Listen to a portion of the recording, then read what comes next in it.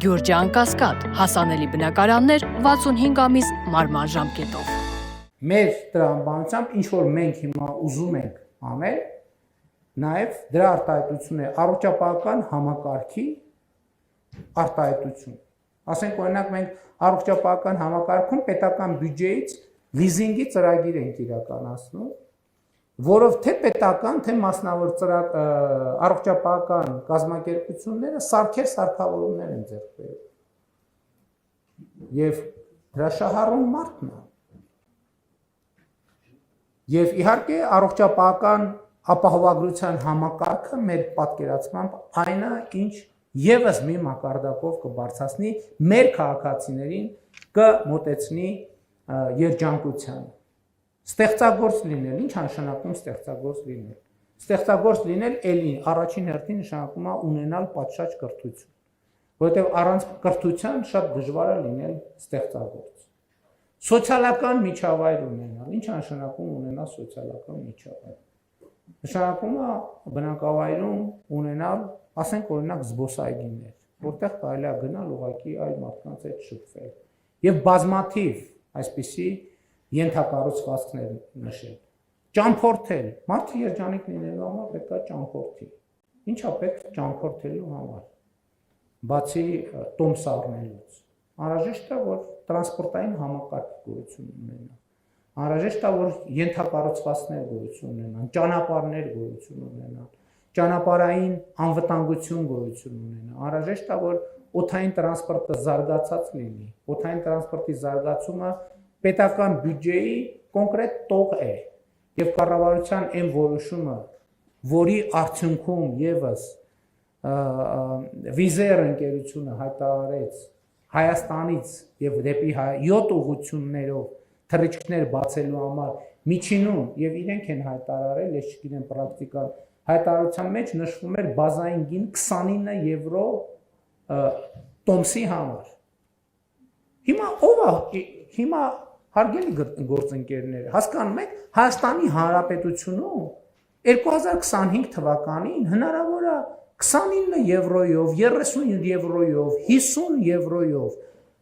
տոմս գնել ինքնաթիռի։ Հասկանում եք։ 2016 թվին հնարավոր էր Հայաստանում։ Մի հատ խնդրում եմ եկեք գնանք մի հատ տոմսերի գները հանենք, տենանք ինչ է տեղի ունեցել։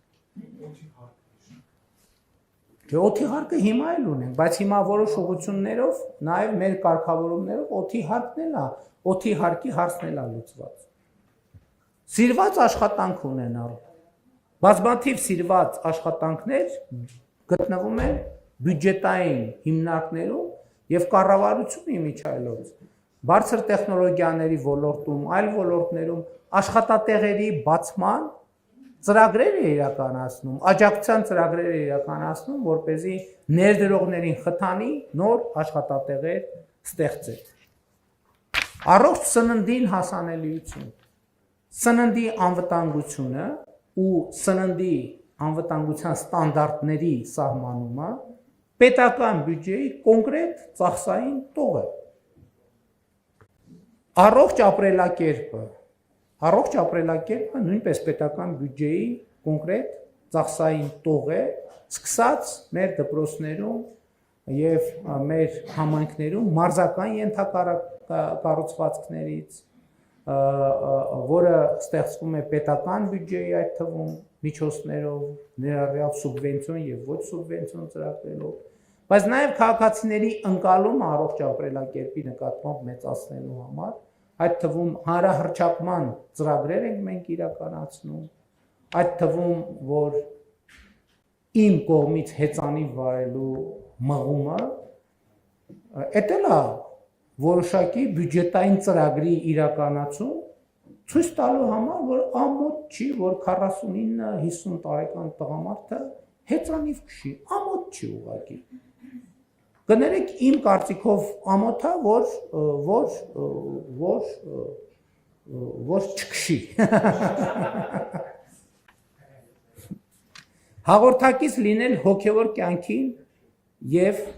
մշակույթի։ Այսօր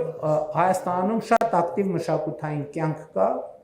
այդ թվում բյուջետային են ծրագրերի եւ այն բանաձևերի միջոցով, որը կառավարությունը ընդունել է։ Դուք գիտեք, որ մենք արդեն մի քանի մշակութային հաստատություններում էքսպերիմենտալ փորձարարական մեթոդով ֆինանսավորման նոր բանաձևեր են դրել եւ ակնհայտ է, որ այդ բանաձևերը գործում են, որովհետեւ մենք շահագրգռություն ենք ստեղծել, որպեսզի մեր մշակութային հաստատությունները իրենց սիրած գործով զբաղվելով իրենք իրենց համար ավելի մեծ եկամուտ գեներացնեն եւ ինչքան իրենք եկամուտ գեներացնեն, մենք այդքան կավելացնենք։ Պետական բյուջեի ծախսային տողը, երբ որ մենք բոլոր երեխաների համար, օրինակ թանգարանների մուտքը մինչև 12 տարեկան դարձրեցինք անվճար։ Պետական բյուջեի փողը, երբ որ մենք աբոնենտային ծրագիր ստեղծեցինք,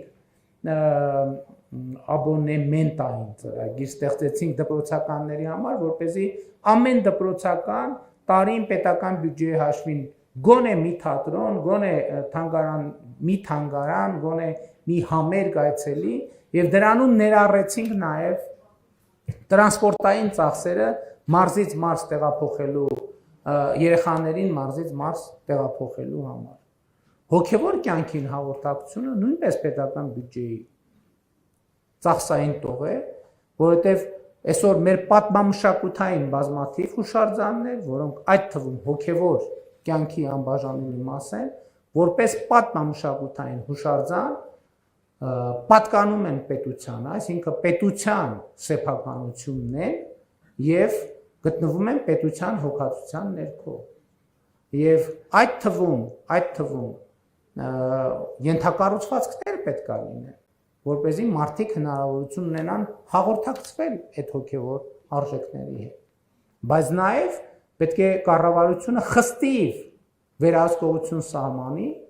որպեսզի, ինչպես արդեն առիթ ունեցել եմ ասելու, ոմանք այդ պատմամշակութային հուշարձանները չուլան չդարձնեն, որովհետև ելի եմ ասում, դա վիրավորում է մարդկանց հոգևոր զգացումները։ Կարճ ասած, իհարկե այս ցանկը կարող ենք շարունակել, ես չեմ ուզում շարունակել,